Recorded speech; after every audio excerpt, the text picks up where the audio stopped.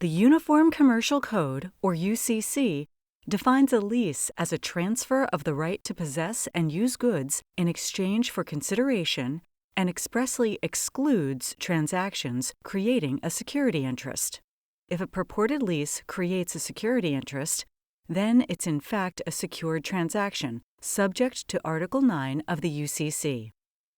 In Gibraltar Financial Corporation versus Prestige Equipment Corporation, we explore how courts distinguish between true leases and secured transactions.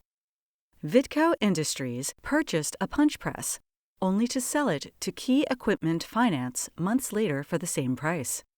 Simultaneously, Vitco and Key entered a 6-year lease, under which Vitco retained possession and use of the press in exchange for monthly payments. Vitco had an option to purchase the press after 5 years for approximately $78,000. Alternatively, at the lease's end, Vitco could return the press to Key or renew the lease or buy the press, both for fair market value. Vitco separately entered loan agreements with Gibraltar Financial, offering all of its property as collateral. Gibraltar perfected its security interest by filing appropriate documentation.